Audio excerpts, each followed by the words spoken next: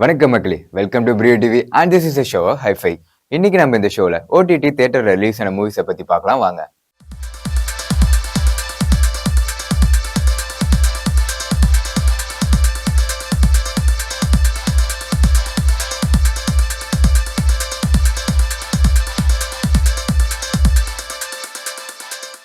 நம்ம இப்போ ஃபர்ஸ்டா பார்க்க போற படம் தான் ரிவால்வர் ரீட்டா. கீர்த்தி சுரேஷ் நடிப்புல தியேட்டர்ல ரிலீஸ் ஆன மூவி தான் ரிவால்வர் ரீட்டா. இந்த படத்தோட ஒன்லைன் என்னன்னா, கீர்த்தி சுரேஷோட அப்பா சின்ன வயசுலயே தவறிடுறாரு. அதுக்கப்புறம் கீர்த்தி சுரேஷோட ஃபேமிலி கீர்த்தி சுரேஷ் தான் பாக்குற மாதிரி ஒரு சுச்சுவேஷனுக்கு வராங்க. அப்போ ஒரு ரவுடி வேற வீட்டுக்கு போறதுக்கு பதிலா இவங்க வீட்டுக்கு மாத்தி வந்துடுறாங்க. அப்ப சில தகராறுல அந்த ரவுடி அந்த வீட்லயே செத்து போறாங்க. அந்த செத்து போன பாடியை இவங்க டிஸ்போஸ் பண்ணாங்களா இல்லையாங்கிறது ஒரு சைடு இருந்தாலும், இன்னொரு சைடு சுனில் அவங்களோட அப்பாவை ஏதோ ஒரு கேங்ஸ்டர் ஸ்கெட்ச் போட்டு கடத்திடுறாங்க.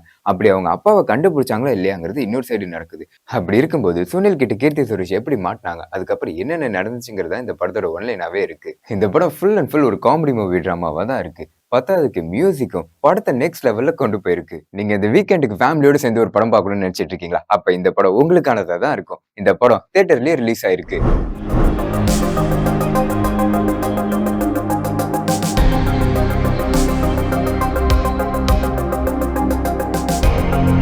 நம்ம இப்ப பார்க்க போற படம் தான் லாலு த குஜராத்தி பிலிம். குஜராத்தி பிலிம் தானே, அது ஏன்டா அந்த தமிழ் மூவி லிஸ்ட்ல சேர்த்திருக்கேன்னு நீங்க கேட்டீங்கன்னா, இந்த படத்தோட தாக்கம் அந்த அளவுக்கு இருக்குது. இந்த படத்தை வெறும் 50 லட்சம் பட்ஜெட்ல தான் எடுத்திருக்காங்க. ஆனா இந்த படத்தோட வசூல் கிட்டத்தட்ட 100 கோடி கிட்ட வந்திருக்கு. இந்த படத்தோட ஒன்லைன் என்னன்னா, போதைக்கு அடிக்ட் ஆகி ஒரு பையன் அதுல இருந்து எப்படி மீண்டு வராங்கிறத இந்த படத்தோட ஒன்லைனாவே இருக்கு. இந்த படத்துக்கு பெரிய பிளஸ் பாயிண்ட், டைரக்டர் இந்த படத்தை ரொம்பவே ரியாலிட்டிக்கா தான் நம்மளுக்கு பிரசென்ட் பண்ணியிருக்காங்க.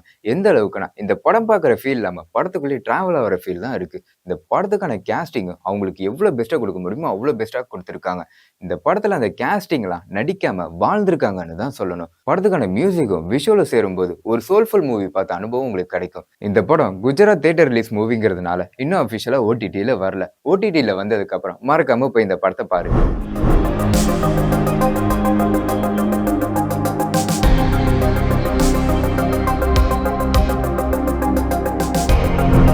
நம்ம இப்ப அடுத்ததா பார்க்க போற படம் தான் தீயவர் கொலை நடுங்க. இந்த படத்துல ஆக்ஷன் கிங் அர்ஜுன் நடிச்சிருக்கிறதுனாலேயே என்னவோ ஆக்ஷன் சீக்வன்ஸ்க்கு ரொம்பவே முக்கியத்துவம் கொடுத்திருக்காங்க.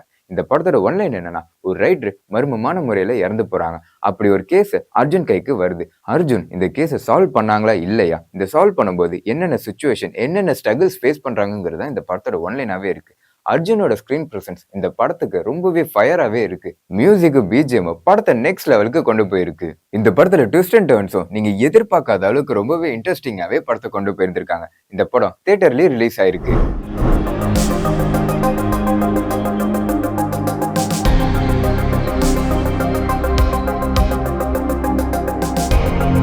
நம்ம இப்ப பார்க்க போற படம் தான் மாஸ்க். கவின், ஆண்ட்ரியா இவங்க எல்லாம் நடிச்ச படம் தான் மாஸ்க். ஆண்ட்ரியா இந்த படத்துல ஒரு ஆண்டர்பிரினரா இருப்பாங்க. அப்படி இருக்கும்போது அவங்க கிட்ட ஒரு பல்கான அமௌண்ட் இருக்கும். சில பல்கான அமௌண்ட்டை சில கேங் வந்து திருடிட்டு போறாங்க. அப்படி அந்த யாரு திருடினாங்கன்ட்டு கண்டுபிடிக்கிற ஒரு ஸ்பையா தான் கவின் இந்த படத்துக்குள்ள வராங்க. கவின் இந்த கொள்ளை அடிச்சவங்களை கண்டுபிடிச்சாங்களா இல்லையாங்கிறதா இந்த படத்தோட ஒன்லைனாவே இருக்கு. இந்த படத்துக்கான பெரிய பிளஸ் பாயிண்ட், யார் இந்த பணத்தை கொள்ளை அடிச்சாங்கிற சஸ்பென்ஸை கடைசி வரையும் மெயின்டைன் பண்ணியிருந்திருக்காங்க. ஜி பிரகாஷோட மியூசிக்கும் படத்துக்கு ஒரு பெரிய சப்போர்ட்டாவே இருக்கு. இந்த படம் இப்ப தியேட்டர்லயே ரிலீஸ் ஆயிருக்கு.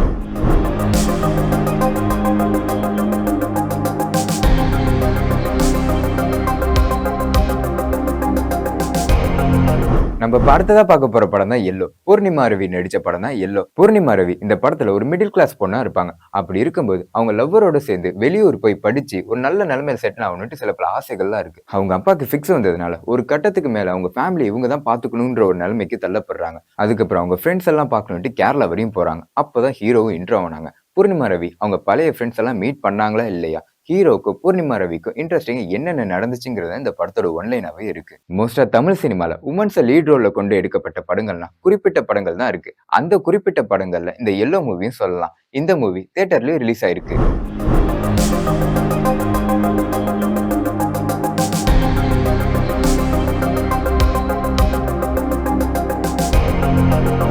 நம்ம அடுத்ததா பார்க்க போற படம் தான் ஆரியன். ராட்சசனுக்கு அப்புறம் விஷ்ணு விஷால்ட்ட இருந்து எப்போ கிரைம் த்ரில்லர் ஜோனர்ல ஒரு படம் வரும்னு ஆடியன்ஸ் ரொம்பவே எக்ஸ்பெக்ட் பண்ணிட்டு இருந்தாங்கன்னு தான் சொல்லணும். அப்படி அந்த ஆடியன்ஸை இந்த படம் சாட்டிஸ்ஃபைட் பண்ணியிருக்கானா, கண்டிப்பா பண்ணியிருக்குன்னு தான் சொல்லணும். ஏன்னா இந்த படத்துல செல்வராகவன் ஆக்டிங்லாம் பிரிச்சு மேஞ்சிருப்பாங்க.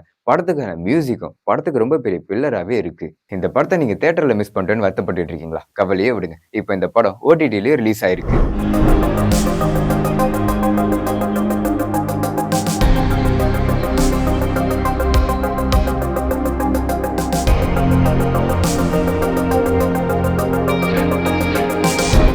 இப்ப பார்க்க போற படம் தான் ஒண்டு சார்ல பிரேம கதை. இது கன்னடால ரிலீஸ் ஆன ஒரு லவ் ரொமான்ஸ் டிராமா மூவியா தான் இருக்கு. இந்த படத்தோட ஹீரோ ஒரு மியூசிக் டைரக்டரா இருக்காங்க. அப்படி இருக்கும்போது அவங்களுக்கு புடிச்ச வாய்ஸ தேடிட்டு இருக்காங்க. அப்பதான் ஹீரோயினி கதைக்குள்ள வராங்க. ஹீரோயினி யாருன்னா ஹீரோட ரிலேஷனா தான் இருக்காங்க. அப்படி இருக்கும்போது ஹீரோக்கு ஹீரோயினிக்கு மேரேஜ் பண்ணி வைக்கலான்ட்டு அவங்க ஃபேமிலில முடிவு பண்றாங்க. அப்படி அவங்க முடிவு பண்ணும்போது இவங்க 2 பேத்துக்குமே அந்த கல்யாணத்துல விருப்பம் இல்லாம தான் இருக்காங்க.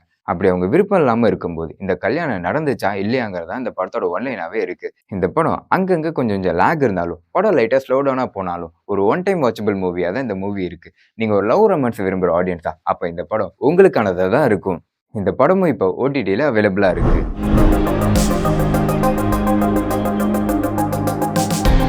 நம்ம இப்ப அடுத்ததா பார்க்க போற படம் தான் பெட் டிடெக்டிவ். இந்த படம் மலையாளத்துல ரிலீஸ் ஆன ஒரு நல்ல என்டர்டைன்மெண்ட் மூவியா தான் இருக்கு. இந்த படத்தோட ஒன்லைன் என்னன்னா, இந்த படத்தோட ஹீரோ ஒரு டிடெக்டிவ் ஏஜென்சி வச்சிருப்பாங்க.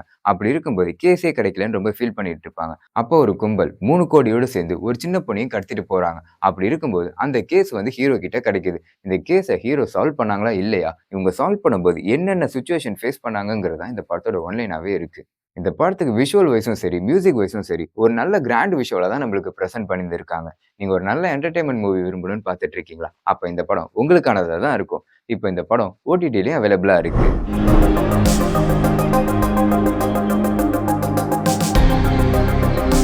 நம்ம இப்ப அடுத்ததா பார்க்க போற வெப் சீரிஸ் தான் ரேகை. இது ஃபேமஸ் நாவல் ரைட்டரான ராஜேஷ் குமாரோட நாவல பேஸ் பண்ணி எடுக்கப்பட்ட வெப் சீரிஸ் தான் இந்த வெப் சீரிஸாவே இருக்கு. இந்த வெப் சீரிஸோட ஒன்லைன் என்னன்னா, ஒரு 4 பேர் ஒரே பேட்டர்ன்ல கொலை பண்றாங்க. இவங்க 4 பேத்துக்கு கனெக்ட் ஆகுற ஒரு விஷயம் என்னன்னா ஃபிங்கர் பிரிண்டா தான் இருக்கு. இந்த படத்தோட ஹீரோ ஒரு போலீஸ் ஆஃபீஸரா இருக்காங்க. அப்படி இருக்கும்போது இப்படி ஒரு கிரிட்டிக்கலான கேஸை எப்படி சால்வ் பண்றாங்கிறது இந்த படத்தோட ஒன்லைனாவே இருக்கு. இந்த வெப் சீரிஸ்ல ட்விஸ்டுக்கு டர்னுக்கு பஞ்சமே இல்லாம தான் இந்த வெப் சீரிஸை நம்மளுக்கு பிரசன்ட் பண்ணியிருக்காங்க. நீங்க ஒரு கிரைம் த்ரில்லர் விரும்புற ஆடியன்ஸா அப்ப இந்த வெப் சீரிஸ் உங்களுக்கானதா தான் இருக்கும். இப்போ இந்த வெப் சீரிஸ் ஓடிடிலயும் அவைலபிளா இருக்கு.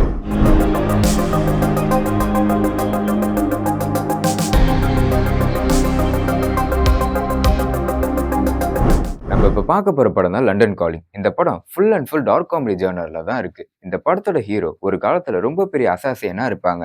அப்படி இருக்கும்போது பிரசன்ட் லைஃப்ல பிசிக்கலா ரொம்பவே வீக்காவே இருக்காங்க. அப்படி இருக்கும்போது அவங்க பாஸ் வந்து கிளப்ல ஹார்ஸ் மாஸ்க் போட்டிருக்கவங்கள கொலை பண்ணிட்டு ஒரு அசைன்மெண்ட் கொடுக்குறாங்க. இவர் ரொம்பவே வயசாகி பிசிக்கலா ரொம்ப வீக்கா இருக்கிறதுனால கழுத மாஸ்க் போட்டிருக்கவரை கொலை பண்ணிடுறாங்க. அந்த கழுத மாஸ்க் போட்டிருக்கவர் யாருன்னு பார்த்தா அந்த ஊர்ல இருக்க பெரிய கேங்ஸ்டர் குரூப்ல ஒரு ஆளா இருக்காங்க.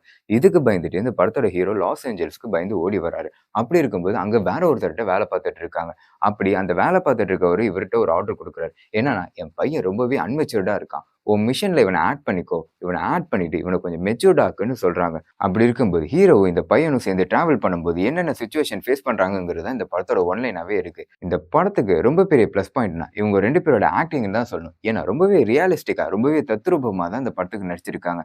நீங்க ஒரு காமெடி என்டர்டைன்மெண்ட் விரும்புற ஆடியன்ஸா அப்ப இந்த படம் உங்களுக்கானதா தான் இருக்கும்.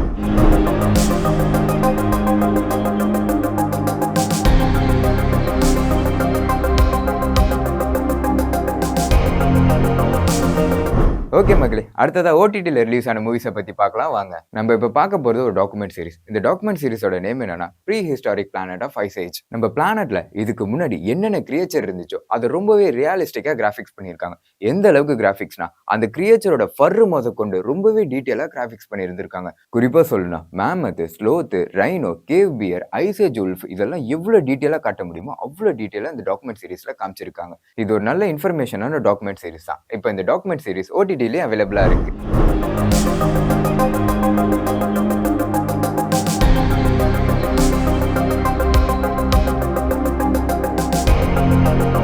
நம்ம இப்ப பார்க்க போறது ஒரு டாக்குமெண்ட் சீரிஸ். இந்த டாக்குமெண்ட் சீரிஸ் நேம் என்னன்னா மிஸ்ஸிங் டெட் ஆர் அலைவ். இந்த டாக்குமெண்ட் சீரிஸ் இந்த அன்ஃபோல்டு மிஸ்ஸிங் கேஸை போலீஸ் எப்படி கண்டுபிடிக்கிறாங்கன்னு சொல்லும் விதமா தான் இந்த டாக்குமெண்ட் சீரிஸ் இருக்கு. இதுக்கு முன்னாடி வந்த சீசன் 1 மக்கள் மத்தியில ரொம்பவே வரவேற்பை பெற்றிருக்குன்னு தான் சொல்லணும். அந்த வகையில இந்த சீசன் 2 நிறைய இன்டென்ஸோட நிறைய அன்பிரடிக்டபிள் சீன்ஸோட தான் நம்மளுக்கு பிரசன்ட் பண்ணியிருக்காங்க. இந்த டாக்குமெண்ட் சீரிஸ்ல வர கேஸ்லாம் என்னன்னா, ஒரு சில வயசானவங்க மிஸ் ஆகுறாங்க. இந்த சைடு நிறைய குழந்தைங்களும் மிஸ் ஆகுறாங்க. இவங்களாம் உயிரோட இருக்காங்களா இல்லையா, அப்படி உயிரோட இருக்கவங்கள போலீஸ் எப்படி கண்டுபிடிக்கிறாங்கிறதா இந்த டாக்குமெண்ட் சீரிஸோட கான்செப்டாவே இருக்கு. சீசன் 1 சீசன் 2 ரொம்பவே டெப்தா கொண்டு போயிருந்திருக்காங்க. நீங்க ஒரு அன்ஃபோல்டு மிஸ்ஸிங் கேஸை போலீஸ் எப்படி கண்டுபிடிக்கிறாங்கன்ட்டு ரியலா பார்த்து தெரிஞ்சுக்கணும்னு நினைக்கிறீங்களா? அப்ப இந்த டாக்குமெண்ட் சீரிஸ் உங்களுக்கானதுதான் இருக்கும். இப்போ இந்த டாக்குமெண்ட் சீரிஸ் ஓடிடிலயும் அவைலபிளா இருக்கு.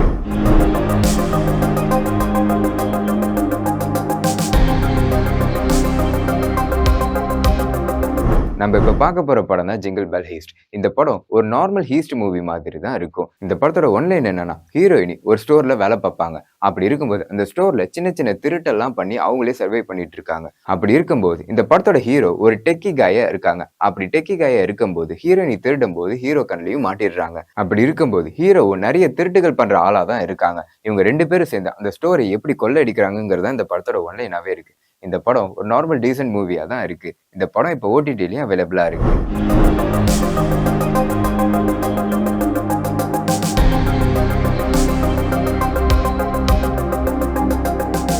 நம்ம இப்ப பார்க்க போற படம் தான் ஷி ரைட் எ ஷாட்கன். பொதுவா ஹாலிவுட் படம்னாலே ஆக்ஷன் சீக்வன்ஸ்க்கு ரொம்பவே இம்பார்ட்டன்ஸ் கொடுப்பாங்க. அப்படி ஆக்ஷன் சீக்வன்ஸ்க்கு ரொம்பவே இம்பார்ட்டன்ட் கொடுத்து எடுக்கப்பட்ட படம் தான் ஷி ரைட் எ ஷாட்கன். இந்த படத்தோட ஒன்லைன் என்னன்னா, இந்த படத்தோட ஹீரோ ஒரு பெரிய கிரிமினலா இருப்பாங்க. அப்படி இருக்கும்போது அவங்க பொண்ணு வில்லன் குரூப்ஸ் வந்து கடத்திட்டு போறாங்க.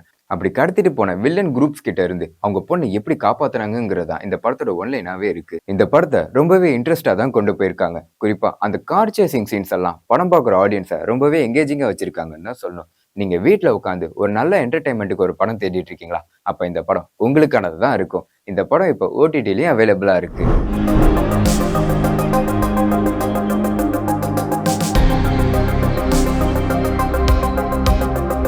நம்ம இப்ப பார்க்க போற படம் தான் பிரிங் ஹர் பேக். இந்த படம் ஃபுல் அண்ட் ஃபுல் ஒரு ஹாரர் மிஸ்ட்ரி மூவியா தான் இருக்குது. இந்த படத்துல ஸ்டார்டிங்லேயே ஒருத்தர் மர்மமான முறையில செத்து கிடக்குறாரு.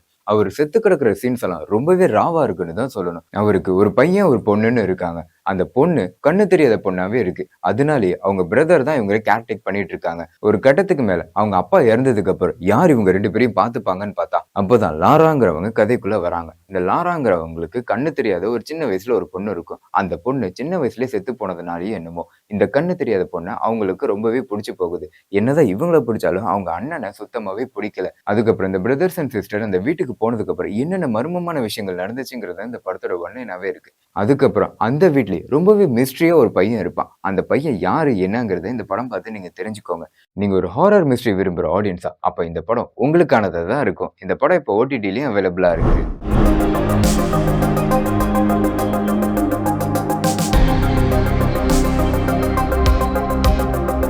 ஓகே மக்களே, இதே மாதிரி அடுத்த வர ஹைஃபை மூவிஸ்ல உங்களை வந்து பார்க்குறேன். And signing out Kishore.